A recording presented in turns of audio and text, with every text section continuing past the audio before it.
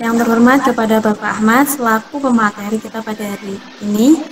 Yang kedua, yang terhormat kepada Ketua HMJ IAT UIN Wali Songo Semarang beserta jajaran kepengurusannya, serta teman-teman peserta munadoroh yang dirahmati oleh Allah Subhanahu wa taala. Tiada rangkaian kata yang indah, melainkan ucapan syukur yang terangkai sempurna dalam kalimat thayyibah Alhamdulillahirabbil alamin atas segala limpahan taufik serta hidayahnya sehingga kita masih diberi kesehatan, kita masih bisa melaksanakan aktivitas lainnya. Kemudian sholawat serta salam semoga tidak lupa tercurah kepada pangkuan Nabi kita, Nabi Agung Muhammad Shallallahu Alaihi Wasallam yang telah menuntun kita dari zaman jahiliyah menuju zaman Islamiyah. Dan semoga kita termasuk umat atau hamba yang mendapat syafaatnya di yaumul kiamah nanti. Amin, Allahumma amin. Nah, sebelumnya saya sapa dulu ya peserta munadoroh kali ini. Bagaimana kabarnya hari ini, teman-teman, sahabat, rekan?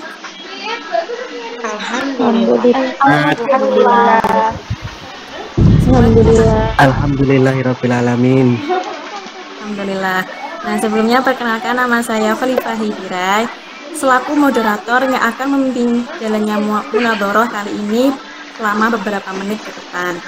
Nah, sebelumnya saya ucapkan terima kasih kepada Divisi Kajian Ilmu dan Riset HMJ IAT UIN Wali Songo Semarang yang telah menyelenggarakan acara munadoroh pada kali ini.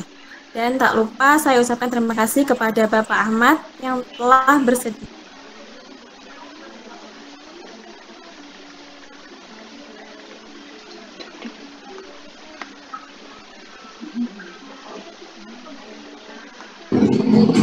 Gak ada suaranya itu. Baik, udah ya. Oke. Sampai mana tadi? Oke. Saya akan bacakan CV Bapak Ahmad selaku pemateri kita pada siang hari ini. Beliau bernama Nur Ahmad, lahir pada tanggal 25 November 1990. Dengan nomor telepon mungkin bisa dicatat barangkali ada keperluan untuk tanya-tanya lebih dalam. 081 329 94 1522. Saya ulangi lagi 081 329 94 1522. Alamat email beliau n.ahmad@walisongo.ac.id. Nah, beliau juga pernah menulis sebuah buku yang berjudul Wajah Islam Nusantara, Jejak Tradisi Santri, Aksara Pegon, dan Keberislaman dalam Manuskrip Kuno pada tahun 2020, serta Filologi Naskah-Naskah Islam Nusantara di tahun yang sama, yakni tahun 2020. Profesi beliau saat ini adalah dosen di Fakultas Usuluddin dan Humaniora dari tahun 2018 hingga sekarang. Beliau juga pernah menjadi pengajar di Ma'had UIN Wali Songo Semarang pada tahun 2018 hingga 2019, serta tutor di Pusat Pengembangan Bahasa dan Budaya UIN Wali Songo Semarang tahun 2018 sampai 2019. Pendidikan formal beliau pernah menempuh strata 1 atau S1 pada ilmu Al-Quran UIN Wali Songo Semarang tahun 2010 bulan Juni sampai Desember 2014 dengan judul skripsi Kajian Hadis dalam Anotasi Al-Hikam Ibn Athaillah oleh Kiai Soleh Darat, serta pernah menempuh studi di luar negeri yakni Magister Teologi dan Studi Agama di Universitas Vrije Amsterdam September 2016 hingga Agustus 2017. Tesis beliau berjudul Kajian Mistisme Jawa yang diuraikan dalam karya Kiai Soleh Darat. Beliau juga pernah menempuh pendidikan informal pada Pondok Pesantren Al-Itqon, Mugen, Semarang tahun 2003 hingga 2006. Serta Pondok Pesantren Al-Bahroniyah, Ngemplak Meranggen, Demak tahun 2009. Nah, oke, sebelum memulai materi kali ini, kita kan tahu ya bahwa saat ini kita sedang memasuki yang namanya masa di mana semua orang itu dalam ketakutan, yaitu pandemi COVID-19. Nah, pandemi COVID-19 ini telah mengubah banyak hal dalam waktu sekejap saja. Pandemi ini juga merusak berbagai tatanan masyarakat yang sudah ada. Semua dipaksa untuk dapat beradaptasi dengan tingkat ketidakpastian yang sangat tinggi, termasuk misalnya sekolah, instansi pendidikan, kemudian masjid, gereja, dan lain sebagainya, tempat ibadah gitu kan. Nah, melonjaknya kasus korban COVID yang terpapar ini mengharuskan beberapa bidang sektor ekonomi, agama, sosial, dan lainnya mengalami pembatasan secara masif. Akibatnya mayoritas masyarakat merasa kayak dirugikan akan hal tersebut gitu. Nah, ketimpangan sosial yang ini menjadi salah satu dampak yang merambat ke aspek lainnya gitu. Nah, lalu beragama, bagaimana respon yang tepat dalam menyikapi keadaan seperti ini? Untuk materi lebih detailnya akan disampaikan oleh Kak Ahmad. Adanya kami silakan. Ya, terima kasih. Assalamualaikum warahmatullahi wabarakatuh.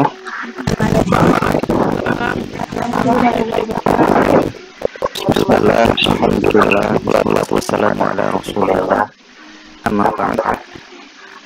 Yang saya hormati teman-teman di kepengurusan HDAT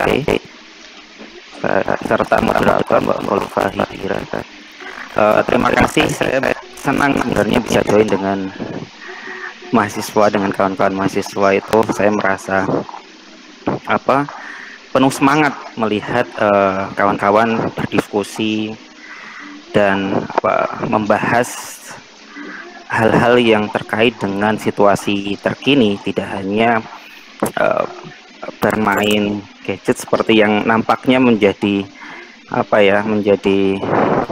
sesuatu yang lumrah kita lihat hari-hari ini gitu. Jadi diskusi semacam ini saya sangat senang sekali. Dulu ketika saya juga aktif di HMJ waktu saya kuliah 2010 hingga 2015 itu saya juga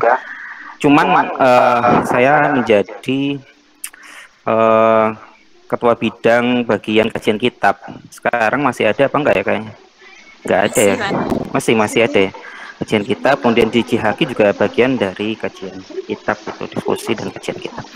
Dulu waktu ini sebentar ya kita agar kalian tetap semangat untuk diskusi ya gitu.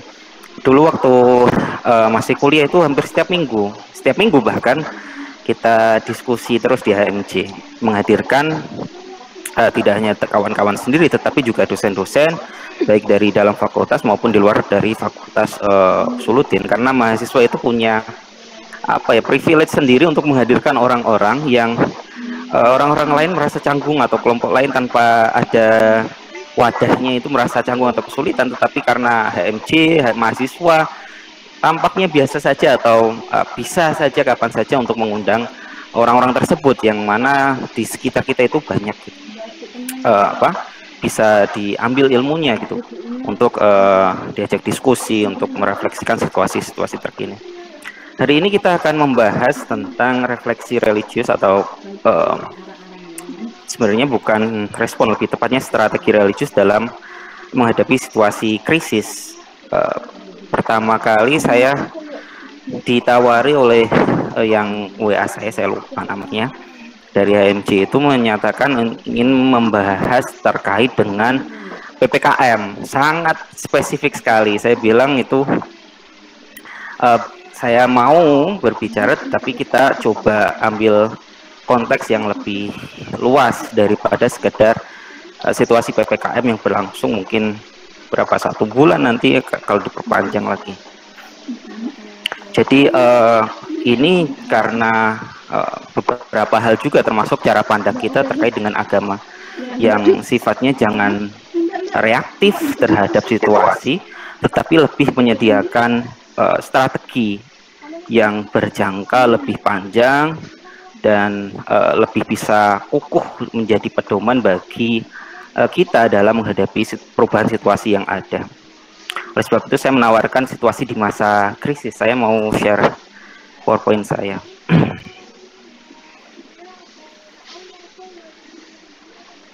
Terlihat nggak ya? Terlihat? Terlihat, Pak. Ya, jadi kita akan melakukan refleksi atas peran agama di masa krisis. Saya berdoa semoga saya diberikan insight, diberikan ilham untuk bisa menyampaikan apa-apa yang penting dan menghindari apa-apa yang tidak terlalu terkait dengan tema kita hari ini. Jadi kita akan membahas mengenai 4 hal secara umum terkait dengan apa itu krisis, definisi praktis yang diberikan oleh Al-Quran terkait dengan krisis, dan Yang kedua, kita akan membahas bagaimana orang-orang dari masa ke masa, terutama mereka para agamawan, melakukan strategi dalam upaya menghadapi krisis. Jadi kita akan melihat ke sejarah di pembagian selanjutnya yang terjadi di Nusantara ini, di Indonesia secara umum. Tentu saja saya akan memberikan contoh-contoh apa yang dekat dengan kajian saya, apa yang pernah saya baca-baca terkait dengannya. Jadi kalian bisa melakukan aplikasi paralelisasi, melakukan penarikan kesetaraan apa yang terjadi di belahan dunia lain, karena sejarah itu seperti roda yang berputar ya, sebenarnya dia kembali lagi. Yang keempat, kita akan melihat dua posisi yang harusnya diambil oleh para akademisi dalam bidang keagamaan ataupun agamawan, yang mana itu menjadi dua pilihan dalam proses menghadapi krisis. Itu saya pikir lebih cocok untuk divisi ini, divisi pengkajian dan divisi diskusi dan pengkajian, riset ya, divisi riset dan kajian. Jadi saya pikir termasuk kekurangan atau mungkin termasuk tantangan di fakultas kita, terutama di jurusan IAT itu, nampaknya pendekatan terhadap kajian itu tidak, kajian keagamaan atau kajian Quran itu masih teks sentris. Memang sudah dibuka pendekatan lain seperti yang melakukan living Quran misalnya atau living hadis, tapi sebenarnya itu semacam pencangkokan dari pendekatan lain, yang mana lebih baik kita langsung mengacu kepada pendekatan lain itu untuk melakukan integrasi dengan keilmuan kita. Pendekatan yang saya maksud itu sangat luas dan itu sebenarnya bisa dilakukan kalau memang tidak bisa di kelas karena situasi politik, kurikulum dan lain sebagainya tidak bisa diakomodir, bisa dilakukan melalui forum-forum semacam ini, forum di luar kelas. Jadi kajian riset dan diskusi atau kajian ini bisa membuat forum-forum pelatihan metode penelitian yang bisa digunakan terkait dengan kajian keagamaan di dunia hari ini gitu. Misalnya keagamaan di dunia maya atau di dunia digital media atau digital etnografi nampaknya belum bisa masuk ke dalam kurikulum kita di IAT. Saya pikir memang belum ada kan. Nah itu kan bisa dibuka kursus-kursus terkait hal itu. Kalian bisa meminta yang ahli terkait hal itu adalah Pak Misbahudin Zuhri misalnya, diminta untuk melakukan pelatihan digital etnografi atau penelitian agama di ranah digital. Itu tentu berbicara banyak hal, saya nggak bisa menyinggungnya di sini, tetapi mungkin bisa menjadi gambaran adalah terkait dengan analisis wacana di ranah digital atau analisis kajian network atau jejaring, bagaimana wacana itu bisa menyebar luas, siapa saja yang menjadi aktor-aktor buzzernya. Itu kan penelitian yang harus dilakukan ya, yang klaim yang harus dilakukan dengan penelitian, tidak seperti hari ini orang melakukan klaim sana sini tetapi tidak dilandasi pada data penelitian. Oke, kita akan masuk kepada apa yang dimaksud dengan krisis itu. Di situ kalian tahu ini lukisan tentang apa? Penjajahan. Ada yang lebih spesifik? Penyerahan Diponegoro. Ya, itu bukan penyerahan diri itu. Pak, ini adalah lebih tepatnya pengkhianatan terhadap Diponegoro. Karena sebenarnya Diponegoro datang untuk menghadiri jamuan makan, tetapi ternyata ditipu dan dia ditangkap di situ gitu, dengan cara yang benar-benar tidak dia bayangkan, bahwa sama sekali tidak berkebudayaan. Padahal para orang-orang kolonial mengatakan bahwa dia ingin membudayakan masyarakat pribumi, narasinya yang dibangun semacam itu, tetapi cara mereka dalam berperang sama sekali tidak berkebudayaan. Ini lukisan dari Said Usman. Itu menjadi background untuk kita memahami apa itu yang dimaksud dengan krisis dalam konteks kajian kita hari ini, diskusi kita. Dia refers to an unexpected situation or a threat that affects an individual, society, and the natural world. Sebuah situasi yang tidak terduga, situasi yang benar-benar cair, atau ancaman yang berdampak pada individu, sosial, maupun environment atau lingkungan. Jadi dalam konteks ini Diponegoro adalah sesuatu tantangan kolonial atau krisis kolonial itu berdampak pada tantangan sosial atau masyarakat dan keagamaannya di Nusantara ini gitu. Dari cara yang sedikit berbeda mungkin, atau lebih bisa dipahami sebagai deskripsi praktis atau practical description, itu dari Al-Quran kita menemukan misalnya di surah Al-Baqarah ayat 155 ini, wala nabluwannakum bisyai'im minal khawfi wal ju'i wa naqsim minal amwali wal anfusi was samarat wa basyiris sabirin.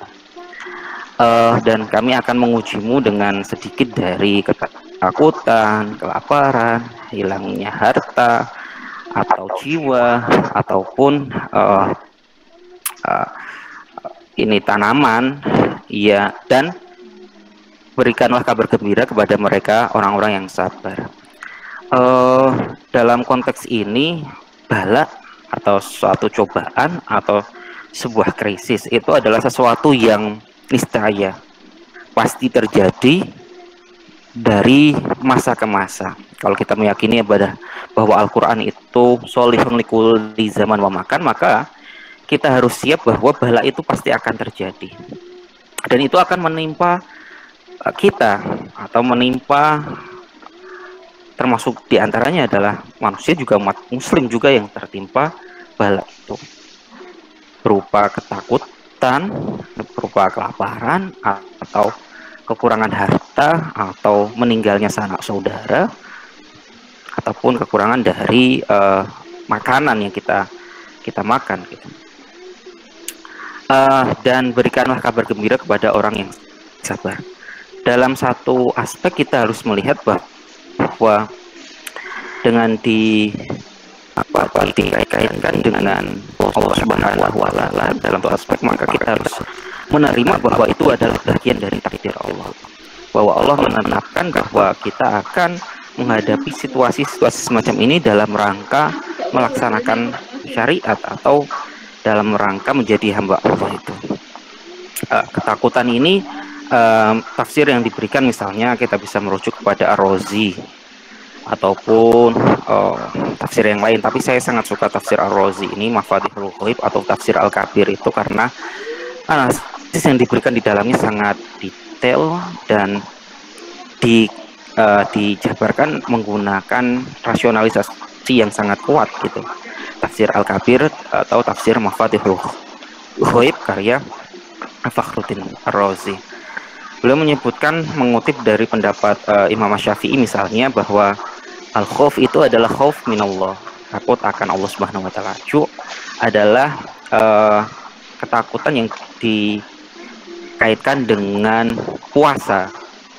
Naqsi minal amwal itu adalah terkait dengan zakat dan sedekah. Anfus itu terkait dengan terkait dengan jihad itu ya, karena jihad bisa menciptakan kita kehilangan sanak saudara atau kehilangan nyawa kita sendiri. Wasamarot itu justru kehilangan anak-anak, dan berikanlah kabar gembira kepada orang-orang yang sabar. Dalam konteks kita nisbatkan kepada Gusti Allah ketakutan ini atau cobaan ini, bala ini, karena sifat dari Gusti Allah yang unlimited, tidak terbatas, maka, atau sifat jalalnya, sifat keagungannya, maka cobaan ini bisa sangat-sangat berat, sangat-sangat besar sekali, karena melihat atau dikaitkan dengan, dalam iktibar, salah satu iktibarnya adalah dikaitkan dengan keagungan dan kemampuan Allah Subhanahu wa Ta'ala.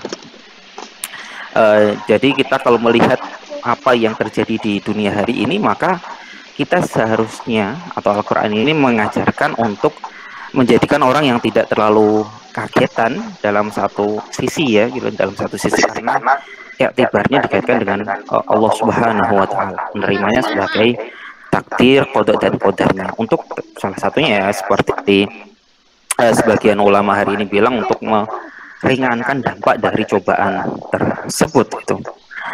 Tapi juga dalam iktibar yang lain dikaitkan dengan siapa yang melakukannya atau sebab-sebab alamiah yang terjadi di dalamnya, maka kita harus melakukan tindakan-tindakan yang diminta dari situasi tersebut. Oleh sebab itu, meskipun menerima takdir dalam konteks ini, maka kita bukan berarti tidak mencari atau tidak berusaha untuk melakukan penjagaan anfus misalnya, untuk tidak melakukan misalnya dalam konteks pemerintah yang diamanahi untuk menjaga masyarakatnya tidak melakukan penjagaan terhadap masyarakat misalnya, maka itu cara baca yang keliru. Kalaupun percaya dengan qada dan qadar itu terkait dengan i'tibar kepada Gusti Allah, terkait dengan i'tibar kepada manusia, maka manusia ya tetap harus melakukan apa yang diminta darinya. Oleh sebab itu wabasyirus sabirinnya itu ada di situ gitu. Ini misalnya kita bisa lihat di tafsir Ar-Razi ini ya. Jadi sebenarnya ayat tersebut, kata Ar-Razi itu mengutip dari Al-Qaffal bahwa ayat itu muta'allaqun biqaulihi wasta'inu bis-sholati bis-sabri was-shalah. Dan kamu memintalah tolong dengan cara sabar dan sholat gitu. Kenapa cobaan itu dihadirkan oleh Allah Subhanahu wa taala? Karena terkait dengan keyakinan bahwa dalam rangka melakukan syariat itu atau menjadi hamba Allah itu, maka tidak mungkin kecuali kita akan menerima kesulitan, kesusahan itu. Jadi kesulitan dan kesusahan itu menjadi sesuatu yang inherent dalam konteks kita menjadi hamba. Dalam konteks Kanjeng Nabi kita melihat bahwa misalnya Kanjeng Nabi pernah bersabda, al-iman nisfani, nisfun sabrun wa nisfun syukrun. Iman itu ada dua belahan atau dua bagian. Yang satu bagian, setengah bagian itu adalah kesabaran. Setengah bagian lagi adalah syukur, rasa syukur. Sebagian sahabat menisbatkannya terkait dengan situasi Kanjeng Nabi dan para sahabat waktu itu, ketika separuh bagian sabar itu ketika di Makkah, karena mereka menghadapi tekanan tradisional yang sudah mapan di sana, tekanan masyarakat yang sangat-sangat kuat sekali gitu ya, terkait dengan kekuasaan, politik dan lain-lain, dan akhirnya mereka terpaksa menjadi minoritas yang mustad'afin itu. Tetapi nisfun yang syukur itu ketika di Madinah, ketika kekuatan umat Islam dalam konteks untuk pertarungan politik dan peperangan itu sudah bisa atau lebih bisa menyebarkan agama itu, akhirnya itu disebut sebagai bagian yang syukur atau perlu kita syukuri. Nah, jadi itu yang akan menimpa kita dari masa ke masa, itu akan menimpa kita. Di masa Kanjeng Nabi terjadi, kemudian setelah Kanjeng Nabi, saat setelah Kanjeng Nabi wafat terjadi lagi krisis terkait dengan kepemimpinan pasca Nabi, apakah dilanjutkan oleh para ahlul baitnya atau diberikan kembali kepada umat Islam atau para ulamanya gitu. Dan itu terjadi berulang-ulang, pergantian dinasti. Jadi cobaan ini atau krisis ini menimpa dalam berbagai aspek, termasuk dalam konteks psikologis. Misalnya kayak hari ini kita melihat konteks psikologis orang-orang yang sebenarnya sehat, bisa di rumah saja, tetapi ketakutannya sangat kuat gitu, sangat parah. Mereka tentu saja tidak dalam konteks sehat juga, dalam konteks mentalnya gitu, karena mereka tidak bisa melakukan pengendalian terhadap atau menenangkan diri terhadap dirinya sendiri gitu. juga bisa terkait dengan konteks pangan, ketersediaan pangan, krisis tentang ketersediaan pangan misalnya. Ini banyak terjadi sebenarnya, atau krisis tentang pertarungan uh, agraria, misalnya terkait dengan land reform, misalnya reformasi agraria yang terjadi sebenarnya diusulkan oleh pihak NU di masa Pak Soekarno, tetapi karena situasi PKI itu yang melakukan agitasi pengambil alihan tanah secara ilegal, hingga akhirnya NU itu waktu itu melakukan counter wacana hingga meninggalkan wacana yang dia tadinya bentuk sendiri untuk melakukan distribusi tanah misalnya. Tetapi itu diubah lagi ketika tahun 2017 kalau nggak salah, akhirnya land reform termasuk bagian yang didorong dan harusnya dilakukan oleh pemerintah di situasi di mana konsesi tanah itu diberikan kepada mereka yang punya kapital saja, perusahaan-perusahaan besar yang memberikan untung hanya kepada segelintir orang, sedangkan yang menerima dampak ekonomi, dampak perubahan wajah pertanahannya, dampak banyak halnya itu adalah masyarakat yang ada di sekitarnya, tetapi tidak mendapat konsensus dari atau tidak mendapatkan bagian manfaat dari tanah yang ada di sekitarnya itu. Jadi krisis ini bisa banyak hal, bisa krisis keuangan, bisa krisis yang disebabkan oleh genosida misalnya, atau krisis terkait dengan tata kelola pemerintahan. Nah, oleh sebab itu kita akan melihat situasi krisis ini dari masa ke masa. Kita akan melihatnya dalam konteks bagaimana krisis dihadapi oleh orang-orang di masa Islam mulai masuk gitu, atau mulai menjadi kekuatan yang kuat gitu ya untuk menyebarkan keislaman di Indonesia. Kita akan melihat di era Wali Songo misalnya. Kita akan melihat peran Wali Songo itu sangat penting dalam peletakan fondasi keagamaan, kemasyarakatan, dan kebudayaan. Tapi sayangnya kajian terhadap Wali Songo ini ternyata seringkali berhenti, dan kayaknya yang populer di masyarakat adalah versi yang nampaknya versi populer yang tidak selalu sejalan dengan penemuan akademis. Misalnya Pak Agus Sunyoto itu seringkali mengkritik bahwa kita melakukan penulisan terhadap Wali Songo tetapi tidak serius akademis gitu. Oleh sebab itu penelitian terkait dengan Wali Songo itu sangat perlu terus dilakukan untuk melihat melakukan refleksi sejarah bahwa mereka itu melakukan format dakwah, format tata kelola pemerintahan, format kebudayaan itu dengan cara yang sangat gilang gemilang, sehingga menjadikan banyak sekali atau mayoritas masyarakat itu memeluk agama Islam waktu itu. Ini contoh adalah sebuah manuskrip dari Leiden. Dia berbicara tentang ajaran para wali. Dalam konteks ini adalah khusus membahas ajaran Sunan Kudus. Kita tahu versi populer yang sampai kepada kita terkait dengan Sunan Kudus adalah aristokrat. Dia hanya ahli terhadap politik pemerintahan seakan-akan, dan atau bersikap sangat puritan terkait dengan bentuk keyakinan filosofis yang muncul di masa itu, seperti yang disampaikan oleh Syahsyidi Jenar maupun oleh Ki Ageng Pengging misalnya. Tapi dalam konteks naskah yang kita temukan ini, kita akan melihat bahwa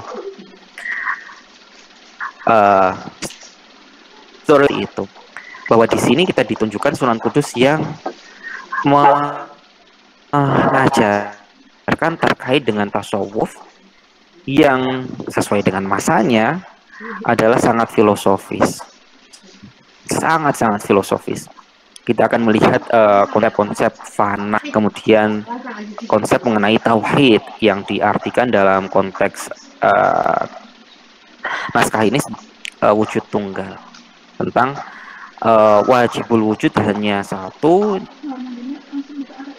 sedangkan yang lain adalah mungkinul wujud semata. Atau dalam konteks yang sangat populer di Maulid Nabi itu, bahwa yang dicipta pertama kali adalah Nur Muhammad, sedangkan yang lainnya dicipta dari nur tersebut. Nah, ini tuh konsep yang sangat-sangat kuat di masa itu, sangat filosofis, dan mulai berangsur-angsur hilang, terutama adalah abad 18 akhir, 19, terutama setelah perang Diponegoro. Dan ini tentu tidak lepas dari pertarungan wacana dengan orang-orang yang memang terpleset dalam konteks pemahaman terhadap mistisisme atau tasawuf Islam, dan diperburuk dengan ikut campur tangannya kekuasaan politik kolonial untuk melakukan pemecah belahan terhadap umat Islam. Ini terutama di abad 19 kita bisa melihat dengan pendirian Javanese Institute dan lain-lain. Kita akan melihat bahwa Wali Songo itu berusaha menjadi kompas di zamannya. Jadi kita akan melihat bahwa Wali Songo itu berusaha menjadi kompas yang menunjukkan arah kemana keagamaan, kemasyarakatan, pemerintahan, kebudayaan itu harus dilakukan. Jadi mereka tidak hanya berfungsi sebagai religious teachers, misalnya pengajar-pengajar yang sangat religius, yang sangat berkomitmen terhadap fikih dan tentu juga tarekat gitu ya, atau tentu juga pemanaan inti dari ajaran agama, tetapi juga mereka melakukan terjun langsung terkait dengan sosial kemasyarakatan. Itu karena memang itu di masa itu, di masa di mana daerah baru dimunculkan, di masa di mana tantangan masyarakat baru dilahirkan, di masa di mana arah itu harus diberikan secara jelas oleh pemahaman keagamaan gitu ya. Dan ini melahirkan dari format yang sama dari masa sebelumnya sebenarnya, di masa Majapahit. Kita akan melihat, ini belum saya kan. Ini adalah baca betul tulisan kecil yang ada di bawah gambar itu.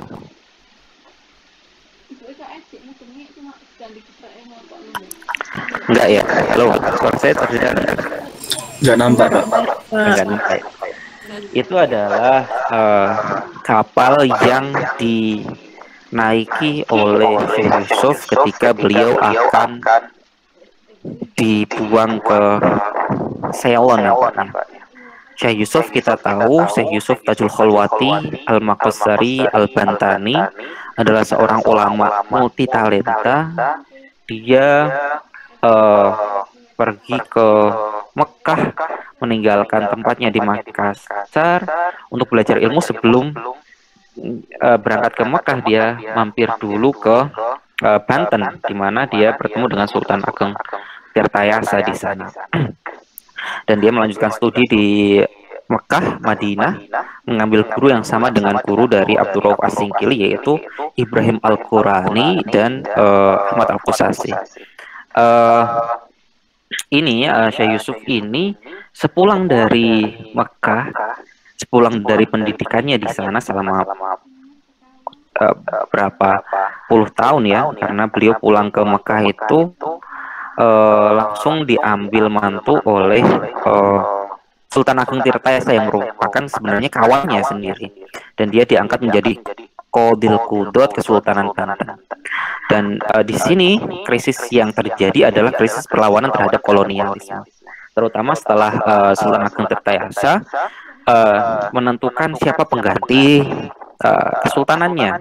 Dan waktu itu terjadi polemik sehingga menciptakan situasi yang amat-amat parah, atau situasi yang berbahaya bagi kelanjutan keislaman dan kebudayaan dan kemasyarakatan, terutama di Banten secara Nusantara sebenarnya secara luas, yaitu Sultan Haji, anak dari Sultan Ageng Tirtayasa, ingin merebut kekuasaan dari ayahnya sendiri, dan dia didukung atau dikompor-kompori oleh pihak kolonial Belanda, VOC waktu itu, yang merasa bahwa terlalu riskan kekuasaan besar berada di sekitaran dari pusat kekuasaan VOC di Jayakarta atau Jakarta, di Batavia itu. Nah, ini apa yang dilakukan oleh Syekh Yusuf Syekh Yusuf Tajul Kholwati ini adalah memberikan tidak hanya pengajaran tentang keagamaan yang kukuh tentang kesatuan antara syariat, thariqah, hakikat misalnya, yang mana memang dalam konteks Ahlus Sunnah wal Jamaah selalu ditekankan dan tidak pernah dipisahkan satu dengan yang lainnya, tetapi juga memberikan pelajaran penting terkait dengan bagaimana ketika situasi meminta seorang ulama sekalipun untuk berjuang, maka dia akan terjun kepada medan perjuangan, di mana tentu saja dia akan menerima takdir bahwa dia akhirnya kalah, tetapi dia tentu tidak bisa merestui bahwa pihak kolonial Belanda mengobrak-ngabrik tatanan keagamaan, keislaman, dan kemasyarakatan yang ada di Banten waktu itu. Jadi dia ikut dalam mengangkat senjata untuk melawan pihak kolonial Belanda. Namanya paralisasi ketika orang yang mampu semacam ini memiliki wibawa, kita bisa lihat dalam konteks hari ini adalah terhadap para nakes punya keilmuan juga, dan mereka dituntut situasi, maka wabasyirus shabirin harusnya adalah mereka mengambil peran tersebut, dan kita bersyukur para nakes berkenan dan mau mengambil peran-peran itu, peran-peran yang memang diminta oleh zamannya, dan peran ini diminta dalam konteks Syekh Yusuf diminta karena situasi zamannya. Syekh Yusuf memimpin 5.000 santrinya itu untuk melawan pihak kolonial Belanda. Beliau karena tidak dibekali oleh persenjataan yang lengkap ya, beliau keluar masuk hutan dan naik turun gunung di Jawa Barat hingga akhirnya dia ditangkap di salah satu sungai yang di catatan Raja Goa disebut dengan Goro Anak-anak atau sungai kecil sebenarnya, tapi tidak terlalu jelas di mana tepatnya sungai tersebut. Beliau ditangkap, tetapi kita akan melihat bahwa seorang seperti Syekh Yusuf ini menarik sangat kuat perhatian masyarakat karena wibawanya, keilmuannya yang mana hingga menjadikan masyarakat itu rela untuk ikut berjuang bersamanya. Ini di luar dari 5.000 orang yang secara aktif mengikuti Syekh Yusuf adalah mereka-mereka yang ketika Syekh Yusuf berada di tempat tersebut, maka mereka akan berusaha sekuat tenaga melindungi Syekh Yusuf. Meskipun akhirnya para bupati waktu itu menghormati orang-orang yang melindungi Syekh Yusuf ini ketika berada di kampung mereka. Gitu. Dan terus saja kemilau dari karisma ya dalam konteks kepribadian itu dari Syekh Yusuf itu tidak berhenti di situ hingga akhirnya dia dibuang ke Jakarta itu, tetapi berulang kali masyarakat berusaha untuk menyelamatkan Syekh Yusuf, untuk mengeluarkan Syekh Yusuf dari penjara, dan berulang kali pihak kolonial Belanda berusaha untuk menggagalkan hal tersebut, termasuk adalah utusan-utusan dari Kesultanan Goa yang berusaha untuk menyelamatkan Syekh Yusuf, putra daerah dari Kesultanan Goa itu sendiri, yang diminta untuk kembali ke Goa sebenarnya. Tapi karena situasi itu akhirnya pihak kolonial Belanda membuangnya lagi ke Ceylon atau Sri Lanka. Jaraknya lumayan jauh sebenarnya, tetapi bagi para pelaut Bugis termasuknya atau masyarakat Nusantara yang mampu melaut, sebenarnya itu tidak terlalu sulit untuk dijangkau. Akhirnya ya usaha-usaha untuk menyelamatkan Syekh Yusuf terus dilakukan hingga akhirnya pemerintah kolonial Belanda membuangnya sekali lagi sampai ke Cape Town atau Afrika Selatan. Di sana Syekh Yusuf justru menarik perhatian masyarakat setempat dengan mendengar salah satu cerita gitu ya dari masyarakat Afrika Selatan Muslim hari ini, mengatakan Syekh Yusuf itu mengislamkan hari ini mungkin 10-12% masyarakat Afsel Afrika Selatan hari ini itu dari narasi yang terkait dengan Syekh Yusuf saja. atau sejak masa Syekh Yusuf hingga turun-temurun murid-muridnya. Jadi afiliasi ke Syekh Yusuf. Dan makamnya di Cape Town itu sangat dimuliakan dan terus-menerus diziarahi dari tahun ke tahun. Ada tradisi untuk memperingati kematian Syekh Yusuf di sana. Tetapi oleh Raja Goa diminta untuk dikirim kembali ke Goa, akhirnya dibawa di Lakyong ya. Sekarang dimakamkan di Lakyong. Jadi makam Syekh Yusuf itu ada dua, satu adalah yang ada di Cape Town, kemudian digali kembali dan diambil, kemudian dipindahkan ke Lakyong di Goa itu. Dan di Makassar itu makamnya sangat dihormati masyarakat. Sebagian masyarakat atau bahkan sangat kuat di masyarakat untuk tidak pulang dari haji langsung ke rumah, tetapi ke makam Syekh Yusuf dulu sebelum pulang ke kampung halamannya ketika pulang haji. Ini kita akan melihat pelajaran penting dari pengambilan keputusan untuk wabasyirus sabirinnya adalah di sini. Kita harus tetap menahan kelaparan, siap untuk kehilangan murid, kehilangan tahta, kehilangan semua yang kita bayangkan sebagai luxury atau kenikmatan hidup untuk melaksanakan apa yang diyakini sebagai penerapan atau ajaran dari keislaman itu sendiri. Dan Syekh Yusuf melakukannya, dan tentu Syekh Yusuf sangat memahami ayat tersebut dan apa yang diminta oleh syariat sehingga memintanya untuk berkorban semacam ini. Situasi krisis akan berubah dan berbeda di masa nation state, terutama di masa awal dari narasi pembentukan negara bangsa ya, yang dimana para ulama tradisional itu sangat kuat melakukannya, berusaha untuk mendukung tentang pembentukan negara bangsa ini. Tentu tidak dengan cara yang dengan cara yang tidak sesuai dengan apa yang mereka yakini sebagai ajaran keagamaan. Oleh sebab itu kita bisa membaca perubahan itu terkait dengan perubahan pendapat para ulama terkait dengan bentuk negara itu, terkait dengan situasi yang dihadapi masyarakat hari ini. Maka selama dalam kaidah fikih soroful imam manutun masalah itu. Jadi pemimpin harus mencakapkan kemaslahatan masyarakat itu dilihat oleh para ulama sehingga bisa menyampaikan fatwa di sebelum perang kemerdekaan ketika situasi bangsa Indonesia atau waktu itu adalah Hindia Belanda diserang, maka apakah kita wajib mempertahankannya bersama dengan tentara Hindia Belanda? Maka kita wajib mempertahankannya. Tapi situasi berubah ketika kita mengambil alih kemerdekaan dan kita menjadi negara bangsa yang merdeka. Maka ketika kita hendak diambil kemerdekaannya ini, maka kita wajib mempertahankan kemerdekaan ini.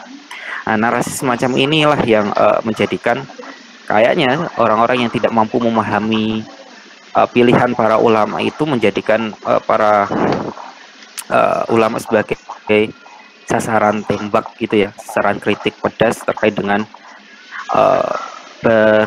mengambil sikap populer atau mengambil sikap yang berusaha untuk mengambil posisi aman. Sebenarnya ini berusaha untuk memberikan kemaslahatan ammah terhadap masyarakat. Itu yang diambil dari para ulama dari masa ke masa sebenarnya. Dan kita akan melihat tadi seperti yang disampaikan oleh Khalifah ya, terkait dengan situasi modernitas hari ini. Sebenarnya situasi yang disampaikan atau yang dikaitkan dengan pandemi ini bukan sesuatu yang baru. Ketidakpastian apalagi dalam konteks Indonesia bahkan sebelum pandemi atau konteks Indonesia secara umum adalah sesuatu yang menjadi trademark kehidupan kita.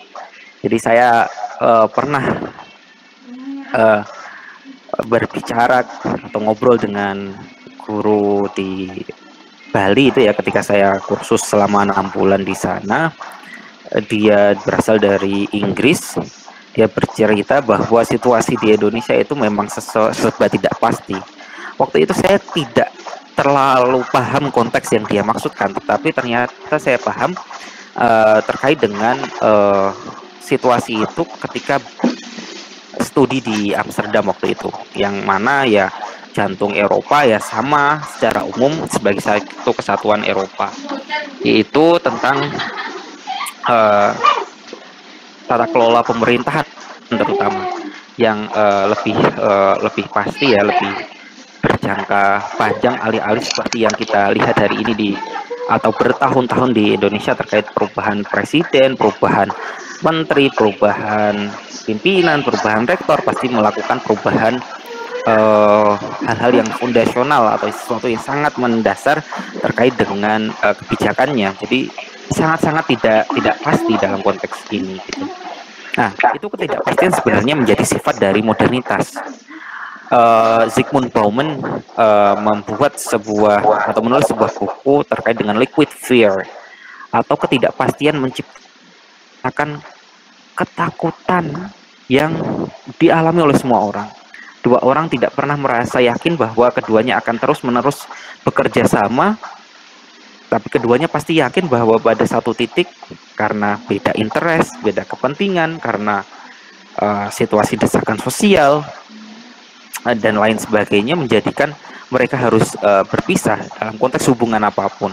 Dalam konteks dunia modern itu hal yang sangat biasa, atau kita melihat dalam konteks dunia modern di media sosial misalnya sangat mudah, dan nampaknya norma-norma sosial yang sejauh ini sebelum dunia media sosial begitu kuat itu sehingga benar-benar ditinggalkan, atau sesuatu yang sebenarnya masih dilindungi dalam ketidakterlihatan seakan menjadi diumbar begitu saja di dunia media sosial gitu. Dan itu menjadi ciri kehidupan kita hari ini, menjadi membuat sekat-sekat yang tadinya ada dan tercipta dan menjadikan kontrol itu ya menjadi hilang, dan benar-benar seakan-akan tidak ada kontrol, dan itu menjadikan kita hari ini seperti berada di mengikuti arus sungai yang kita nggak pernah tahu ujungnya, atau seakan-akan kita berada di rumah dalam buku Abdul Hakim Murad,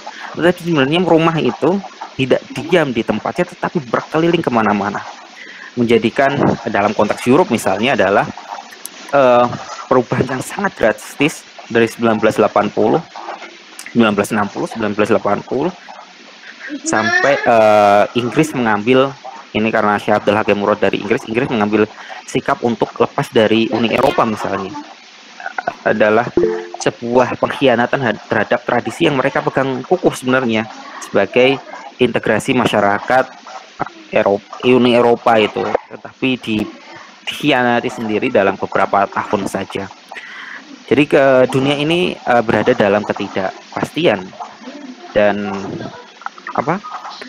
orang-orang menjadi ketakutan di dalamnya. Dalam konteks Eropa, kenapa mereka Inggris ya, kenapa mereka mengambil untuk berpisah itu di situasi Brexit waktu itu adalah karena mereka melihat orang-orang yang selain dari pilihan keagamaan ya, orang-orang dari Suriah ini yang ingin masuk ke Uni Eropa dan akhirnya dibagi-bagi ke salah satunya adalah Inggris, adalah mereka orang-orang yang tadi sosial yang cukup, memiliki pun situasi perang yang mana tidak jelas sebenarnya siapa yang mencipta di awalnya, tetapi karena semua ikut terlibat hingga akhirnya tidak bisa mengambil porsi untuk menghentikan perang itu, akhirnya menciptakan orang-orang yang tadinya punya status sosial penting di masyarakatnya itu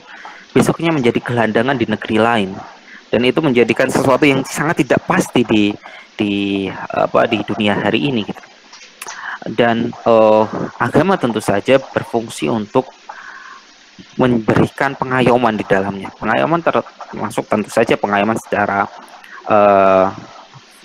psikologis ya, pengayoman terhadap keyakinan terhadap dunia pasca dunia ini tentu saja, tetapi juga memberikan pengayoman terhadap secara praktis terhadap situasi-situasi yang kita hadapi hari ini. Dan Syekh Abdul Hakim Murad berusaha untuk melakukan hal tersebut. Dia berusaha untuk menjadi kompas bagaimana masyarakat itu berada di situasi Eropa yang hari ini. Dalam konteks dia di Inggris adalah seakan-akan masyarakat Inggris itu harus menerima atau semuanya harus mengikuti tradisi yang disebut English atau tradisi British, itu tradisi Inggris. Apa harus menerima terkait dengan apa LGBT misalnya, kemudian harus menerima terkait dengan posisi Israel Palestina misalnya, kemudian menganggap keagamaan, semua agama termasuk di dalamnya adalah Islam tidak bisa terintegrasi dengan ke kehidupan modern di dunia yang sudah sangat total mengambil segregasi antara keagamaan dan kemasyarakatan gitu.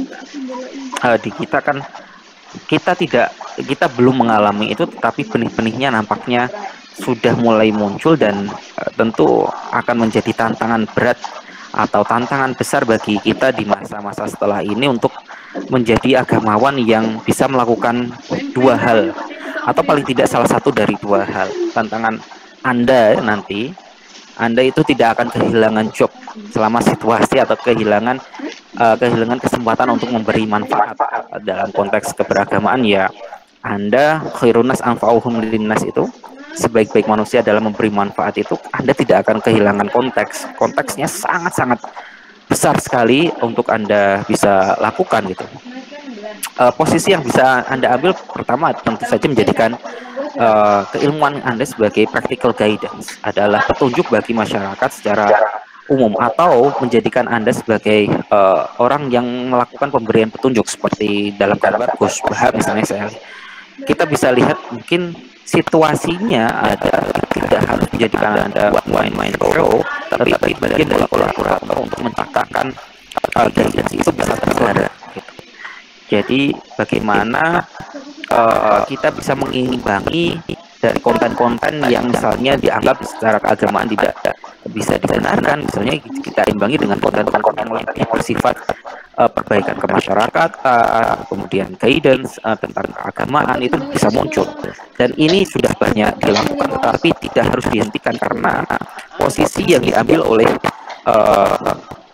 lawannya dalam konteks wacana tanding ya itu saling berlomba untuk memberikan pengaruh terhadap gambaran wacana yang ada di dunia maya.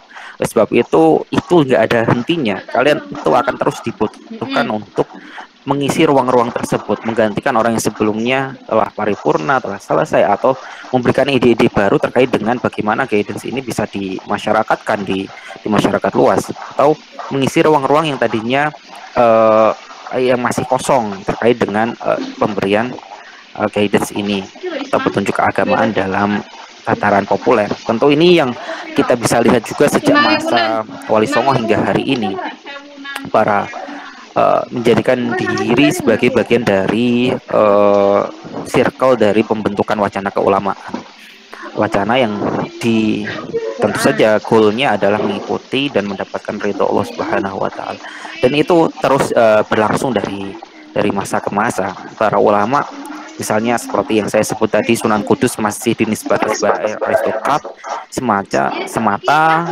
ahli politik, lebih banyak berbicara tentang suksesi misalnya, padahal kita melihat di konteks naskah yang saya lihat itu, saya temukan itu di Leiden itu, dia berbicara tentang banyak hal sebenarnya, termasuk adalah bimbingan keagamaan. Ini perlu dan sangat penting dilakukan dan bisa diambil alih dan bisa dikolaborasikan hari ini. Kita lihat banyak sekali akun-akun ya, atau wadah-wadah bersama yang diciptakan oleh kawula muda itu, sehingga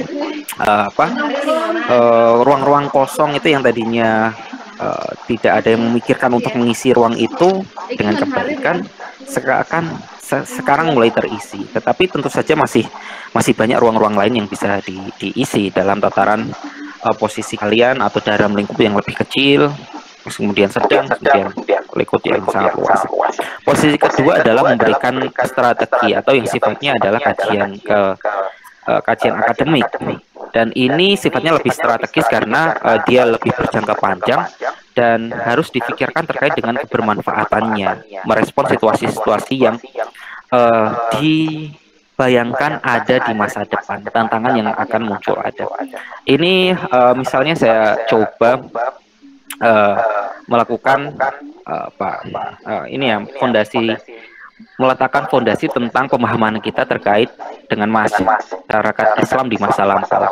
Ini masih menjadi konteks atau pertarungan wacana di tataran akademik dan masuk juga ke ranah masyarakat luas terkait dengan wacana Wali Songo misalnya. Wacana Wali Songo yang digambarkan terkait dengan misalnya dikaitkan dengan anti kebudayaan itu. Atau wacana Wali Songo yang dikaitkan dengan dikaitkan dengan ekspresi-ekspresi keagamaan yang diambil atau diyakini oleh 1-2 kelompok, tetapi sebenarnya dia bertentangan dengan apa yang diyakini oleh kelompok yang lain. Nah, itu sifatnya lebih yang memberikan strategi sebenarnya, atau memberikan wadah yang lebih kokoh nantinya bagi kita untuk menghadapi situasi krisis yang akan datang atau krisis yang hari ini ada gitu. Jadi ini tentu saja meminta kalian yang ada di misalnya divisi riset ini untuk bisa melakukan pengayaan materi metodologi penelitian terkait dengan misalnya dalam konteks ini adalah kajian sejarah. Pendekatan sejarah itu sangat minim dimiliki oleh agamawan, sehingga nampaknya beberapa kali kita melihat statement-statement yang sifatnya ahistoris, sangat tidak memahami sejarah, tidak bisa memberikan apa yang dimaksud dengan berpikir sejarah. Atau sebaliknya, mereka yang melakukan presentism atau melakukan falasi pemikiran, menerapkan sifat-sifat pemikiran yang khas hari ini terhadap apa yang terjadi di masa lalu. Seakan-akan itu menjadi sesuatu yang sangat-sangat buruk, seperti tentang poligami, perbudakan, kemudian apalagi banyak hal lah. Dan itu sifat dari masyarakat yang tidak cukup mendapatkan literasi kait dengan masa lalu sendiri. Oleh sebab itu jangkar kesejaraan kita itu perlu diletakkan. Belajar dengan pendekatan ilmu sejarah, filologi, itu saya pikir sangat perlu ya, sangat perlu didapatkan gitu. Tentu saja pendekatan yang sifatnya sangat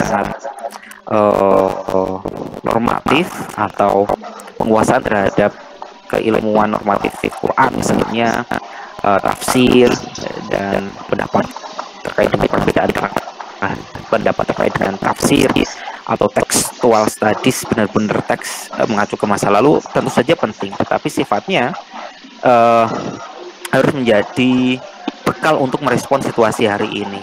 Jadi jangan sampai menjadikan ilmu untuk ilmu. Jadi tidak ada itu ilmu untuk ilmu dalam konteks keislaman. Jadi ilmu itu harus untuk kemaslahatan masyarakat. Jadi jangan sampai menjadikan itu misalnya yang dilakukan oleh Kiai Ali Yafi, kemudian Mbah Sahal terkait dengan fikih sosial ya. Jadi tidak menjadikan ilmu fikih itu benar-benar mati, rigid dan tidak responsif terhadap situasi hari ini, tapi menjadikan fikih itu respon terhadap kondisi situasi sosial hari ini. Dan itu term yang sangat-sangat keren menurut saya waktu membacanya itu, waktu dulu Mbah Sahal mengungkapkannya untuk diterapkan di masyarakat gitu. Jadi menjadikan fikih itu tidak kajian masa lalu, tetapi menjadikan kajian aktual hari ini. Dan kalian tentu mewarisi situasi yang tetap sama, yaitu kalian perlu tetap menyajikan keagamaan yang bisa dipahami, bisa dipraktekkan dan bisa mendukung kemaslahatan bersama. Dan itu perannya bisa di beragam sektor, sebagai seorang pengajar misalnya, sebagai dosen, sebagai orang yang terbit di bidang apapun itu, di konten kreator misalnya. Maka ilmu-ilmu yang kalian terima di IHT ini harusnya memberikan pengaruh terhadap bentuk dari konten kreator kalian. Tentu saja bukan terhadap isinya atau detailnya, tetapi terkait dengan konsep konsep keislaman yang masuk di dalamnya. Itu saya pikir terkait dengan situasi krisis kita hari ini, dan saya pikir yang paling penting adalah bagaimana menjadikan strategi-strategi atau mengaca kepada sejarah agar kita bisa melakukan strategi yang sama tetapi dalam konteks yang berbeda. Ini yang dilakukan oleh, kita belajar dari Syekh Abdul Hakim Murad ini di Inggris, karena konteksnya minoritas di sana, minoritas secara fikih maupun minoritas secara pemikiran yang sama tidak ada. Misalnya beda dengan situasi Kanjeng Nabi di Madinah, misalnya kalau di awal-awal masih minoritas tapi secara pemikiran masih mayoritas terkait dengan ketuhanan yang esa gitu. Tapi berbeda dengan situasi di Eropa yang ateistik sifatnya, itu mereka menjadi minoritas dalam konteks pengalaman, praktek, dan minoritas dalam tradisi pemikiran karena sudah tidak mau mengakui sebagai bagian dari kerajaan Kristen lagi di Inggris secara khusus. Nah, dia belajar dari, justru mengambil dari pengalaman awal Wali Songo berdakwah di Nusantara. Ini sangat unik sekali. Abdul Hakim Murad mengambil pengalaman bagaimana para wali mendakwakan keislaman di Nusantara. Situasinya tentu sama dalam konteks ini adalah situasi kosmopolit sekali situasi masyarakat di masa Wali Songo. Sudah terbukanya jaring dari laut yang harus melalui jalur sutra air ini, jalur rempah orang menyebutnya, harus melalui jalur sutra ini untuk berkeliling dari satu poin, dari titik bandar ke bandar yang lain, dari Cina ke bawah dulu, kemudian untuk naik lagi ke Eropa maupun ke India misalnya. Dari India pun sama, harus kalau dia melalui jalur sutra air, maka dia harus turun ke laut dulu, kemudian melewati gugusan kepulauan ini. Itu menjadikan situasi masyarakat kosmopolit. Paling tidak dalam kosmopolitanisme ini, pemikiran orang-orang itu juga terjadi di Inggris hari ini, dan minoritasnya tentu juga sama dalam situasi kalau dipahami sebagai Wali Songo membawa keislaman, keagamaan yang mana waktu itu masyarakat belum terlalu kuat keislamannya. Itu apa yang dilakukan? Dia berusaha untuk berkaca pada sejarah adalah untuk mengambil tradisi-tradisi yang hidup di masyarakat menjadi bagian dari ekspresi dakwah keislamannya.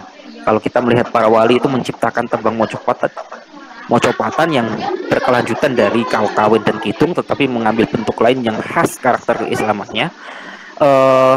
Syekh Abdul Hakim Murad itu menerjemahkan rotib, maulid dalam bentuk yang dilakukan dalam ritme yang mirip dengan himne-himne Kristen kalau kita lihat. Tentu saja ini sebenarnya tidak dikaitkan dengan keagamaan Kristen, tapi dikaitkan dengan nuansa emosional terkait dengan masa lalu, terkait dengan yang sifatnya sangat religius gitu. Dan itu yang dilakukan oleh Syekh Abdul Hakim Murad, dan dia secara terbuka mengambil metode ini dari Sunan Bonang waktu itu. Dan itu yang memang sesuai dengan situasi Syekh Abdul Hakim Murad. Untuk situasi kita hari ini di Indonesia berbeda dengan hal tersebut ya, tetapi kita juga bisa mengaca dari apa yang sama itu. Jadi mencatatkan situasi yang diciptakan oleh para wali di masa lalu untuk melawan sistem kasta misalnya. Kemudian akses terhadap ke pendidikan yang merata, tidak hanya diterima oleh mereka yang berasal dari kasta tertentu misalnya.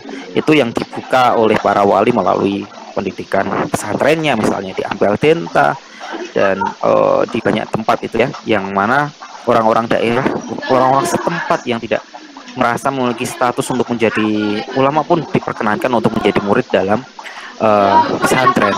Dan itu benar-benar perubahan yang tidak mudah dan perubahan yang sangat-sangat signifikan itu akhirnya dampaknya.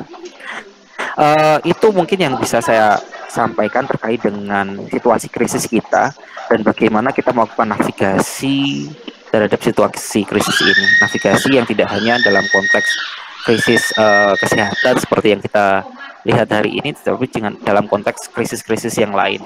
Saya pikir mahasiswa paling ahli atau paling bisa membaca situasi krisis ini dan nanti mengambil sikapnya macam-macam. Itu yang penting, kemampuan untuk membaca situasi kita hari ini dan memprediksi situasi masa depan, yang mana kita harus punya pegangan kokoh atau landasan yang benar-benar kita bisa berpijak di atasnya. Oke, terima kasih. Saya akhiri, saya kembalikan kepada moderator.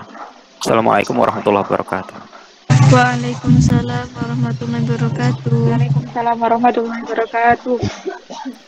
Waalaikumsalam warahmatullahi wabarakatuh. Telah melakukan pemaparannya, sangat menarik bagaimana seorang mahasiswa yang kata itu agent of change bisa menjawab atau menghadapi krisis-krisis yang ada, baik masa yang akan datang maupun masa yang sekarang. Nah, saya beri kesempatan kepada teman-teman, sahabat-sahabat, rekan-rekan yang ingin bertanya apabila mungkin ada yang kurang jelas ataupun masih kepo-kepo gitu, silahkan monggo. Saya beri 3 pertanyaan pertama terlebih dahulu.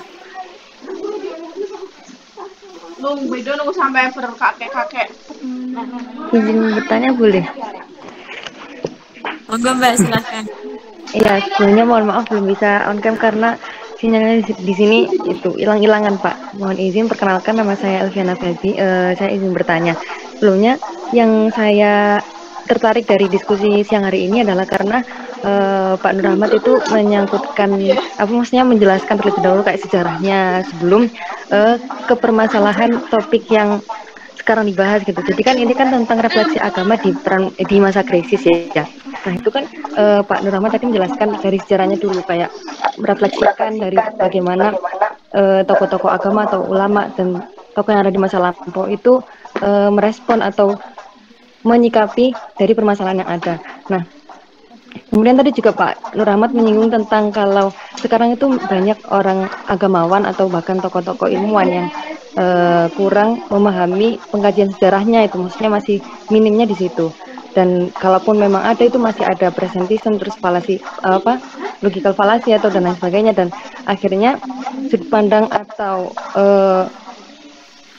cara solusi yang dilakukan oleh orang-orang sekarang itu jadi ahistoris gitu. Nah, yang ingin saya tanyakan adalah bagaimana sebenarnya teman-teman itu di sini yang terutama mahasiswa atau mungkin yang sedang ada di sini itu bisa menerapkan tetap nggak meninggalkan sejarah gitu. Kadang kan emang sejarah itu masih dianggap, contohnya kayak yang tadi Pak Nur Rahman bilang kayak masa lampau itu ya tentang yang buruk-buruknya, contohnya kayak ada poligami, terus masa-masa jahiliyah, pokoknya gitu-gitulah. Nah akhirnya orang-orang itu mungkin juga nggak sedikit yang menyepelekan atau jadi nggak belajar tentang sejarah secara komprehensif, secara menyeluruh dan lebih mendalam lagi gitu. Nah mungkin ada nggak sih kalau implikasi yang lebih lebih bisa diterapkan oleh teman-teman supaya tetap nggak meninggalkan sejarah dalam mengkaji isu-isu problematika yang ada sekarang dalam modernitas kehidupan kita, contohnya kayak yang di masa pandemi. Mungkin itu saja Pak, terima kasih.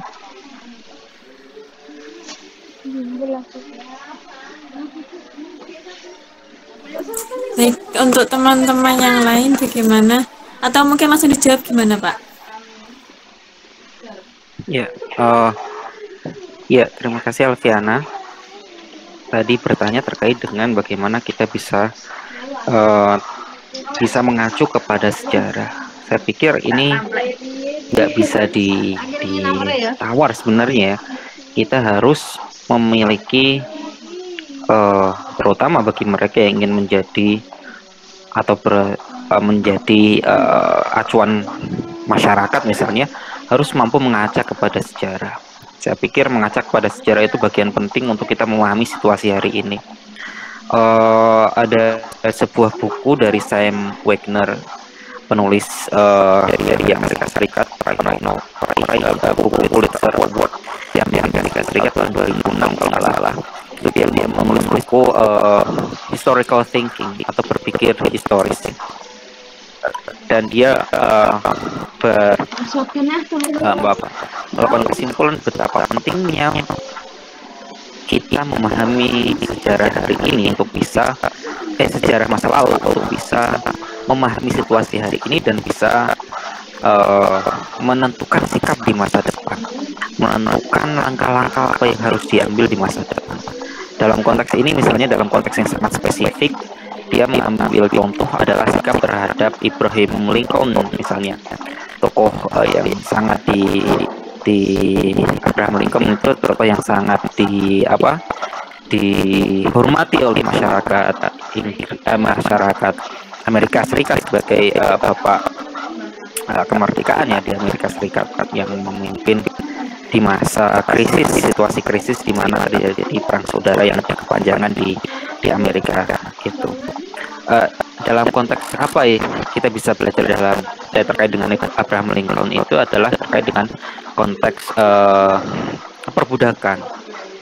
Kita dilihat Abraham Lincoln anti perbudakan dan mendukung untuk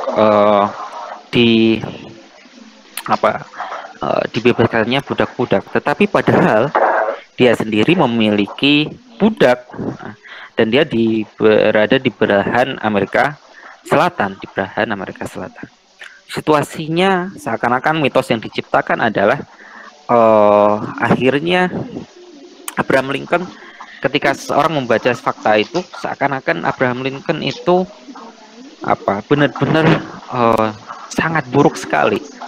Oleh sebab itu sebagian orang di Amerika Serikat itu menuntut untuk semua patung Abraham Lincoln di semua negara bagian itu dirubuhkan. Tapi Sam Wigner menjelaskan bahwa itu adalah bagian dari presentisme atau logika hari ini, situasi hari ini yang diterapkan kepada situasi masa lalu, yang mana menjadikannya tidak relevan sebenarnya, karena situasi bagaimanapun situasi di tempat Abraham Lincoln tentu berbeda dengan yang kita pahami hari ini. Tapi memang dunia hari ini secara politically correct gitu menganggap bahwa semua perbudakan tidak bisa dibeda-bedakan adalah keburukan semata-mata, totally, dan tidak bisa membedakan situasi di mana di Amerika Selatan misalnya, di mana budak diperlakukan jauh lebih baik daripada di utara misalnya. Dan gambaran di film-film apalagi memperburuk mitos tentang perbudakan itu. Dan tentu saja sikap yang diambil dalam konteks Islam kita juga bisa harus pahami dalam konteks ini dan tidak terjebak pada politically correct hari ini atau terkait dengan pencercaan, atau justru malah kebalikannya, kita berusaha menciptakan situasi yang mundur sejarah, menciptakan perbudakan baru, padahal agama Islam meminta untuk perbudakan itu dilakukan perbaikan sistem secara berkelanjutan. Tentu saja goalnya adalah sampai kepada kesetaraan manusia ya secara umum, tapi tindakan yang dilakukan jauh lebih realistis daripada cara yang dilakukan oleh Amerika Serikat di masa itu gitu. Nah, tentu saja itu penting sekali dilakukan. Tentu saja itu harus dilakukan ya, refleksi kita terkait dengan sejarah masa lalu. Kalau tidak, tentu ya kita bisa melihat kerancuan berpikir, kita bisa melihat kekeliruan pengambilan keputusan. Misalnya mereka yang masih mempermasalahkan di Yogyakarta kenapa sultannya menjadi sultan. Itu kan sebenarnya sebagian darinya berasal dari prejudis yang salah terkait dengan sultan dan tidak memahami dalam konteks kesejarahan Indonesia merdeka sehingga DIY menjadi DIY gitu. Itu kan dan Surakarta tidak menerima privilege yang sama kan, situasinya itu pernah terjadi, dan itu pernah terjadi oleh seorang gubernur bahkan yang mengkritik hal ini dan dia tidak paham sejarah. Oke, itu yang bisa saya sampaikan sebenarnya, tetapi tentu saja pemahaman terkait dengan sejarah itu ya apa kita sebenarnya diajarkan di IAT juga terkait dengan sejarah adalah asbabun nuzul dan asbabul wurud itu sangat penting dalam konteks memahami ayat. Misalnya kenapa misalnya terkait dengan Sofa dan Marwa itu dijadikan untuk tempat sa'i misalnya. Dari Sofa ke Marwa itu. Nah, itu kan halo itu kan di masa lalu adalah tempat di mana berhala-berhala berada. Dan orang-orang muslim ketika sudah dibersihkan berhalanya pun merasa enggan untuk melakukan sa'i di sana. Kemudian ayat itu turun bahwa tidak mengapa bagimu untuk melakukan sa'i di Sofa dan Marwa. Tidak mengapa dalam konteks ini itu bukan berarti ini boleh tidak boleh iya, tetapi dalam arti adalah untuk meringankan dampak dari psikologis masa itu gitu, bahwa psikologisnya masih merasa itu adalah tempat berhala, itu adalah tempat penyembahan di masa jahiliyah, itu adalah tempat orang-orang tidak memakai pakaian ketika ketika setelah tawaf ke sa'i gitu. Di tempat-tempat itu adalah tempat-tempat maksiat, masih gambaran seperti itu. Oleh sebab itu untuk meringankannya dalam konteks ini menggunakan tidak mengapa bagimu untuk bersa'i di Sofa dan Marwa. Itu bisa banyak konteks sekali, kita bisa sangat penting ketika ada asbabun nuzul, kita harus menggunakannya dalam konteks memahami ayat tersebut. Satu ayat, karena tidak memahami konteks asbabun nuzul, tentu saja konteks ayat-ayat perang apalagi sangat penting dipahami dalam konteks situasi perang. Kalau dilepaskan dalam konteks situasi perangnya, maka kita akan melihat kerancuan dalam Al-Quran. Tetapi kalau kita melihat situasi konteksnya, maka kita tahu bahwa ini diterapkan bi'tibarin dan ini diterapkan dengan bi'tibarin akhar. Dalam konteks dikaitkan dengan satu hal, yang satu dikaitkan dengan konteks hal yang lain. Itu yang harus dipahami ya dalam konteks pemahaman kesejarahan itu. Dan saya pikir Al-Quran mengajarkan penting sekali untuk pemahaman kesejarahan itu. Sejarah suci tentu saja bukan dalam konteks scientism atau historisism yang dikritik gitu. Oke, Khalifah, saya kembalikan. Oke, Pak, matur suwun. Mbak Febi, gimana? Apakah ada tanggapan atau mungkin masih ada yang kurang paham, bisa ditanyakan kembali? Iya, baik, terima kasih banyak Pak atas jawabannya. Ya, ternyata berarti memang ini ya, maksudnya dalam setiap hal kita tuh nggak bisa lepas dari pembelajaran sejarah gitu, dan emang butuh pembiasaan juga sih. Kalau ini kan kadang meskipun memang kalau di AT belajar asbabul wurud gitu-gitu kan, tapi kalau kadang dalam konteks sekarang misalnya realitas kehidupan dalam berbagai aspek itu kadang kita sering melupakan itu. Terima kasih Pak. Iya, Febi itu. Jadi emang iya kemampuan imajinasi kita sebenarnya. Dalam imajinasi bukan imajinasi yang di luar dari konteks, tapi bagaimana menerapkan yang ada di dalam satu lingkup kecil kita letakkan dalam konteks yang lebih luas. Satu lingkup kecilnya itu adalah konteks pembelajaran asbabun nuzul dalam konteks IAT. Kita pahami bahwa itu juga harus diterapkan dalam konteks pemahaman negara bangsa misalnya. Itu kalau nggak dilakukan ya orang salah ahistoris lagi menilai keindonesiaan sebagai tauhid misalnya atau apa-apa. Ya karena ahistoris melihat negara bangsa ini lahir, ahistoris terkait dengan ya banyak hal. Saya pikir dalam lingkup yang lebih kecil kalian juga memiliki historisitasnya sendiri, sehingga kalian memiliki sikap-sikap tertentu yang tidak terkait dengan orang-orang, terkait dengan keluarga, terkait dengan yang kalau mau menikahnya, kalian harus paham historis ini. Pasangan itu karena punya sejarahnya, jangan sampai sejarahnya dilupakan, akhirnya menjadikan hubungan tidak harmonis misalnya. Itu, silakan, Khalifah. Oke, Pak. Untuk rekan atau sahabat-sahabat yang lain, adakah mungkin yang ditanyakan? Izin bertanya. Monggo, Mas. Oke, baik. Assalamualaikum warahmatullahi wabarakatuh. Perkenalkan, nama saya Nama saya Dedun Ibrahim. Eh, saya dari IAT UIN Banten. Salam kenal semuanya, Bu Ustazah, Pak Ustadz. Saya ingin menanyakan karena tadi dari narasumber menyampaikan tentang sejarah antara Syekh Yusuf dengan Kesultanan Banten, yang dimana waktu itu yang memimpin pada saat itu yaitu Sultan Ageng Tirtayasa ya. Dikatakan bahwasanya pada saat itu juga masyarakat Makassar dengan masyarakat Banten itu sangat, persaudaraannya itu sangat erat banget gitu kan. Nah, yang ingin saya tanyakan, bentuk kerjasama daripada pada masa itu gitu kan, itu tuh kerjasamanya dalam hal spiritual saja atau ada yang lainnya gitu. Karena kan kalau kita lihat pada saat itu kan mungkin krisis pada saat itu tuh melawan penjajahan Belanda, sedangkan krisis zaman sekarang ini yang lebih menonjolnya adalah krisis kesehatan juga ekonomi. Nah, apakah ada gitu kerjasama selain spiritual tentang kebijakan-kebijakan tertentu yang memang bisa kita jadikan pelajaran untuk menangani permasalahan yang ada di zaman sekarang. Terima kasih. Assalamualaikum warahmatullahi wabarakatuh. Waalaikumsalam. Terima kasih atas pertanyaannya. Saya serahkan kepada Bapak Ahmad. Monggo dijawab.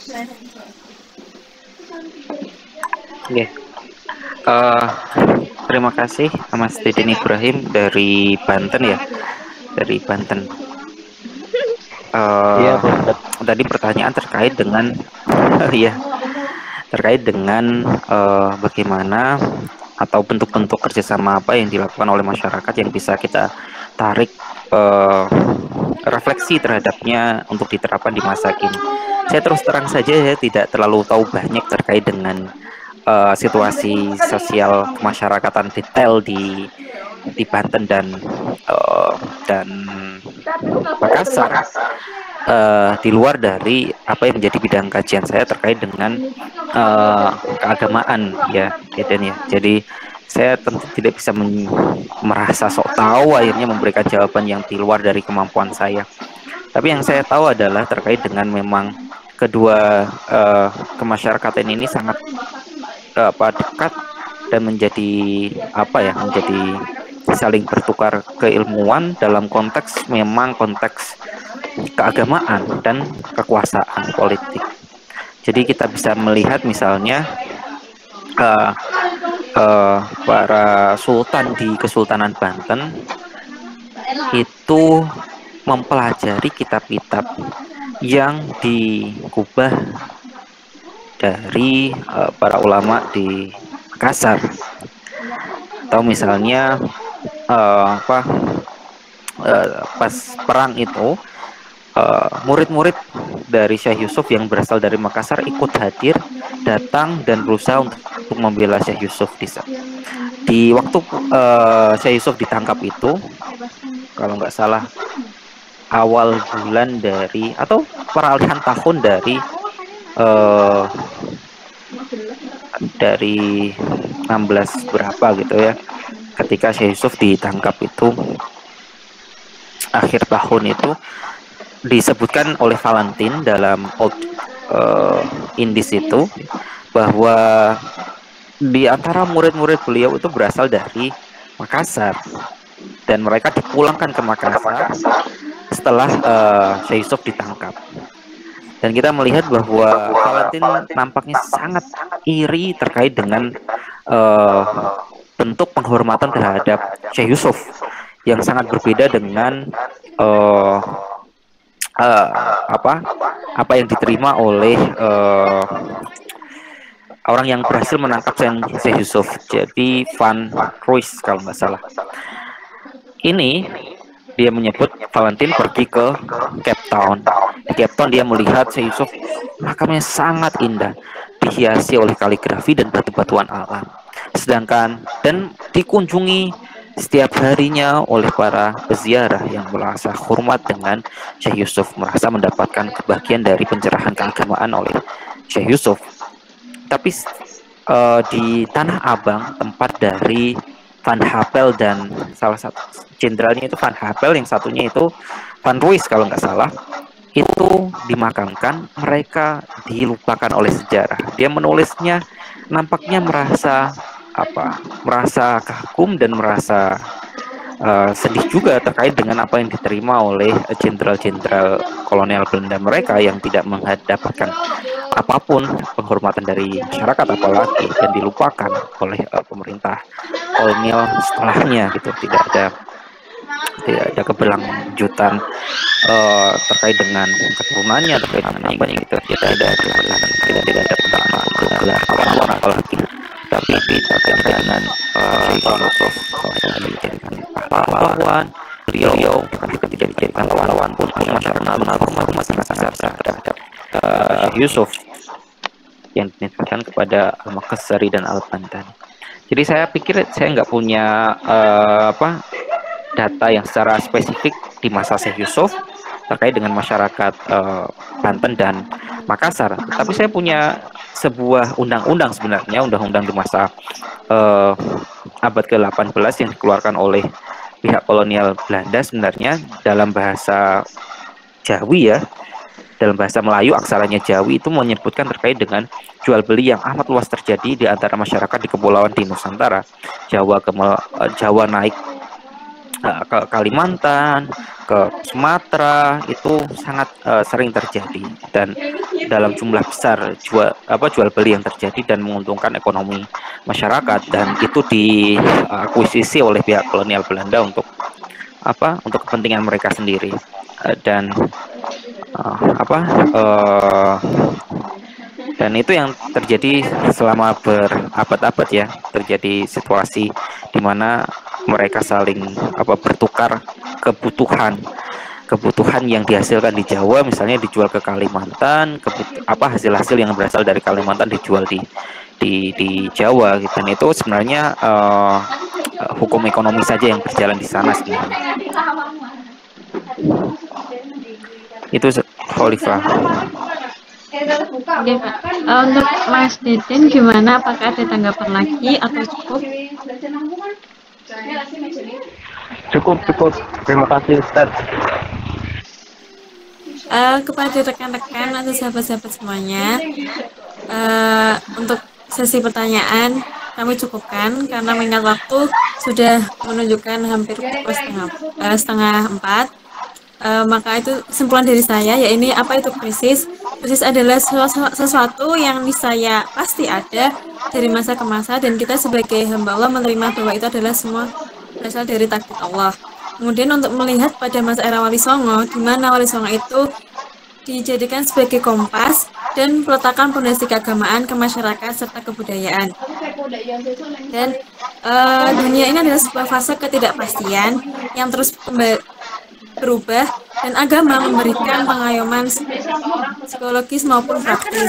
Kemudian ada dua posisi yang harus kita kembangkan, yaitu posisi pertama, kita sebagai manusia mungkin bisa bermanfaat kepada sesama manusia yang lain dan saling berlomba-lomba terhadap tatanan wacana media yang ada maupun yang selanjutnya, dan menjadikan diri kita sebagai kaum mahasiswa agent of change, di mana kita mampu menempatkan posisi atau mengambil posisi para tokoh yang terdahulu.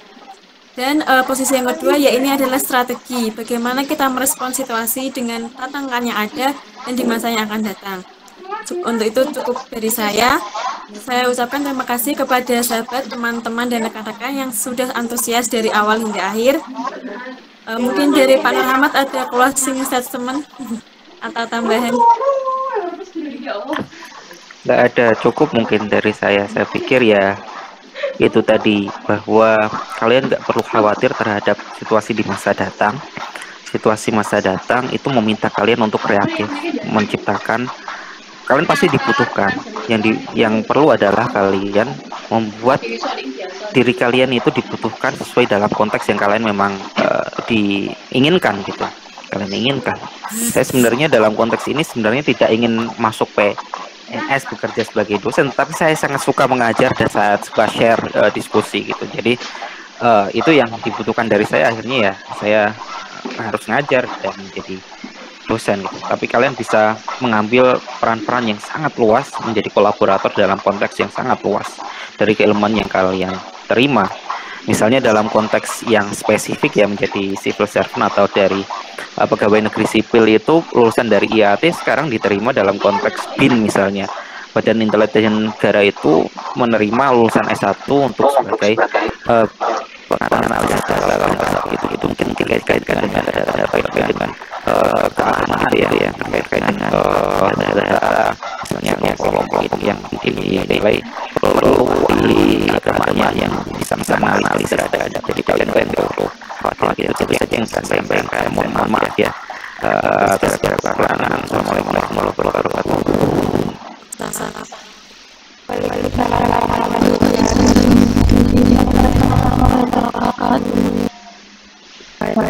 Terima kasih. Saya minta maaf apabila ada kekurangan, dan saya juga ucapkan terima kasih kepada Bapak Nur Hamad yang telah mencurahkan segala ilmunya yang sangat bermanfaat bagi kami semua, dan insya Allah kedepannya dapat menjadikan kita pribadi yang lebih baik dan bisa menjawab tantangan yang ada di masa sekarang maupun masa yang akan datang. Untuk itu saya cukupkan. Billahi taufiq wal hidayah. Wassalamualaikum warahmatullahi wabarakatuh.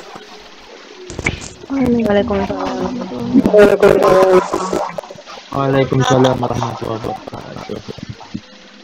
Terima kasih Pak. Terima kasih. Ya, sama-sama, saya pamit ya. Ya, siapa?